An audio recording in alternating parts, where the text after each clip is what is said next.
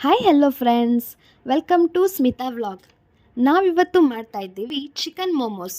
So ಮೊದಲು ಒಂದು ಪಾತ್ರೆಯಲ್ಲಿ ಹಿಟ್ಟನ್ನು ಹಾಕಿ ಸ್ವಲ್ಪ ಉಪ್ಪು ಮತ್ತು ನೀರನ್ನು ಹಾಕಿ ಕಲಸಿ. ಮೈದಾ ಹಿಟ್ಟಿನ ಬದಲು ನೀವು ಗೋಧಿ ಹಿಟ್ಟನ್ನು ಕೂಡ ಬಳಸಬಹುದು. ಹಿಟ್ಟನ್ನು ಕಲಸಿಟ್ಟ ನಂತರ ಅದರ ಮೇಲೆ ಸ್ವಲ್ಪ ಎಣ್ಣೆಯನ್ನು ಹಾಕಿ 5 ನಿಮಿಷಗಳ ಕಾಲ ಮುಚ್ಚಿಡಿ. ನಂತರ ಚಿಕನನ್ನು ಮಿಕ್ಸಿಯಲ್ಲಿ ಹಾಕಿ ಸ್ವಲ್ಪ ಗ್ರೈಂಡ್ ಮಾಡಿ ಇಡಿ. ಈರುಳ್ಳಿ, ಹಸಿಮೆಣಸು, ಕೊತ್ತಂಬರಿ ಸೊಪ್ಪನ್ನು ಕಟ್ ಮಾಡಿ ಚಿಕನ್ನೊಂದಿಗೆ ಮಿಕ್ಸ್ ಮಾಡಿ. ಅದಕ್ಕೆ ಸ್ವಲ್ಪ ಉಪ್ಪು, ಪೆಪ್ಪರ್ ಪೌಡರ್ ಹಾಕಿ ಚೆನ್ನಾಗಿ ಮಿಕ್ಸ್ ಮಾಡಿ ಇಟ್ಟುಕೊಳ್ಳಿ. ಇವಾಗ ಹಿಟ್ಟನ್ನು ತೆಗೆದು ಚಿಕ್ಕ ಚಿಕ್ಕ ಉಂಡೆ ಮಾಡಿ ಅದನ್ನು ಚಪಾತಿಯಂತೆ ಮಾಡಿ ಇಡಿ. ನಂತರ ಅದರೊಳಗೆ ಈ ಮಿಕ್ಸ್ ಮಾಡಿದ ಚಿಕನನ್ನು ಹಾಕಿ ಸ್ಟಫ್ ಮಾಡಿ. ಹೀಗೆ ಎಲ್ಲ ಹಿಟ್ಟಿನಿಂದ ಮಾಡಿ ಇಡಿ.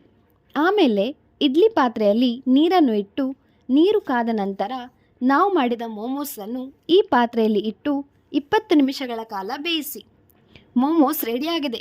ಇದನ್ನು ಶೆಜ್ವಾನ್ ಚಟ್ನಿಯೊಂದಿಗೆ ಸವಿಯಿರಿ. Wow, taste awesome! ಶೆಜ್ವಾನ್ ಚಟ್ನಿಯ ರೆಸಿಪಿಯನ್ನು ಇನ್ನೊಂದು ವಿಡಿಯೋದಲ್ಲಿ ಅಪ್ಲೋಡ್ ಮಾಡ್ತೇನೆ. ಅದನ್ನು ನೋಡಿ ಟ್ರೈ ಮಾಡಿ. ಹೀಗೆ ನಮ್ಮ ಚಾನೆಲ್ಗೆ ಸಪೋರ್ಟ್ ಮಾಡಿ. Thank you.